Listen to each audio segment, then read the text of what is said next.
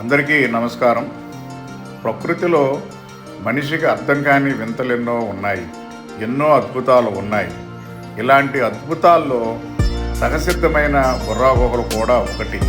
తూర్పు కనుమల్లో ఆ ప్రదేశం నిజంగా చూసి తీరవలసిన అద్భుతమైన ప్రదేశం. ప్రకృతి ప్రసాదించిన వింత ఇది. తూర్పు కనుమలో అనంతగిరి మండలంలో వరుసలో విశాఖపట్నానికి 90 కిలోమీటర్ల దూరంలో ఉన్నాయి ఈ బుర్రా గుహలు. విశాఖపట్నం నుంచి అరకులోయకి వెళ్ళే దారి అంతా కనుమ రహదారులతో కూడినది. ఈ దారి వెంట ప్రయాణం ఓ గొప్ప అనుభూతి. గుండెలు గుబేలు అనిపించే కొండదారిలో వెళ్ళాలంటే కింద పచ్చని తివాచి పరిచినట్లు ప్రకృతి, దట్టమైన అడవులు, అందమైన వన్యప్రాణులు కనపడతాయి. ఈ గుహలు గురించి తెలుసుకుందాం. ఈ బుర్రా గుహలు అనేవి అల్లూరి సీతారామరాజు జిల్లాలో గల ప్రముఖ పర్యాటక ఆకర్షణ. వీటిని 1908లో బ్రిటిష్ భౌగోళిక శాస్త్రవేత్త విలియం కింగ్ కనుగొన్నారు. తెలుగులో బొర్రా అంటే రంధ్రం అని అర్థం. సహజంగా ఏర్పడిన ఈ గుహలు 10 లక్షల ఏళ్ల క్రితం నాటివని భావిస్తున్నారు.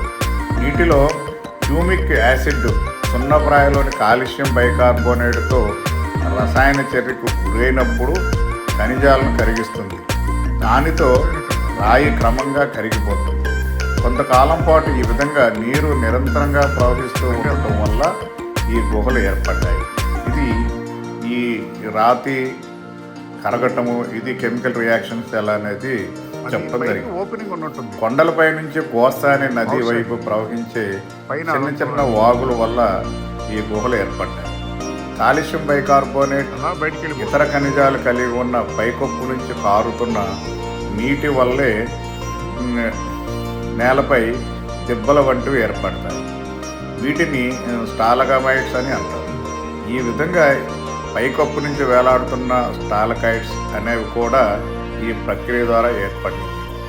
కాలక్రమేణా ఈ స్టాలకైట్స్ వింత వింత ఆకృతులను సంతరించుకొని వారి ఊహశక్తికి బట్టి యాత్రికులు, స్థానికులు వీటికి రకరకాల పేర్లు పెట్టారు. ఈ బుర్రా గుహల్లో తవ్వకాల్లో జరిపిన ఆంధ్ర విశ్వవిద్యాలయానికి చెందిన ఆంథ్రోపాలజిస్టులకు మధ్యరాతి యుగం సంస్కృతికి చెందిన 30,000 నుంచి 50,000 సంవత్సరాల క్రితం నాటి రాతి పనిముట్లను కనుగొన్నారు. ఈ ఆధారాలను బట్టి ఇక్కడ మానవులు నివసించినట్లు తెలుస్తుంది. స్థానిక గిరిజనులు బుర్రా గుహలను బోడో దేవుడు అంటే పెద్ద దేవుడుగా నమ్ముతారు.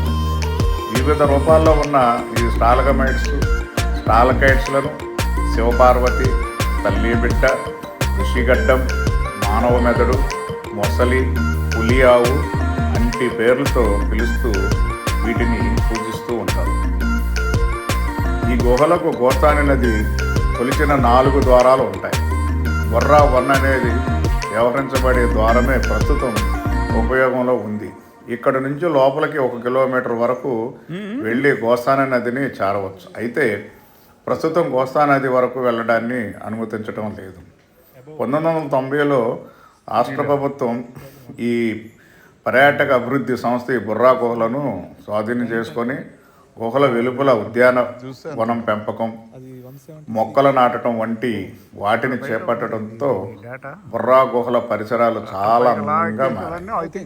గుహ లోపల ఆధునిక దీపాలంకరణ చేయటం, గుహ లోపల వింత వింత ఆకారాలపై రాళ్లపై రకరకాల రంగులు నీడలు పడే విధంగా ఆధునిక దీపాలంకరణ అమర్చడం జరిగింది. ఇంతకుముందు కాగడాలతో గైడుల సహాయంతో గుహలను చూపించేవారు. ప్రతి సంవత్సరం సుమారు 3 లక్షల మంది పర్యాటకులు ఈ గుహలను సందర్శిస్తున్నారు. ప్రకృతి అద్భుతమైన బుర్రా గుహలు ఒక వరం లాంటిది. ఇది బుర్రా గుహలను సందర్శించాలంటే విశాఖపట్నం నుంచి బస్సు, రైలు సౌకర్యాలు ఉన్నాయి. ప్రత్యేక వాహనాల్లో కూడా ఇక్కడకు చేరుకోవచ్చు. విశాఖ నుంచి బుర్రా గుహల వరకు చేరే రైలు ప్రయాణం ఒక అద్భుతమైన అనుభూతితో కూడిన యాత్ర. రైలు ద్వారా దాదాపు 40 గుహల ద్వారాలు ప్రయాణిస్తుంది. వీటిలో కొన్ని 1 కిలోమీటర్ పొడవు కూడా ఉన్నాయి. ఈ గుహలు కాక అందమైన లోయల గుండా పచ్చని పర్వతాల మీదుగా జలపాతాల ప్రక్కన రైలు ప్రయాణం సాగుతుంది. ఈ బస్సు వాతావరణ ఇతర వాహనాల ద్వారా చేసే ప్రయాణం కూడా అద్భుతమైన అనుభూతిని కలిగిస్తుంది.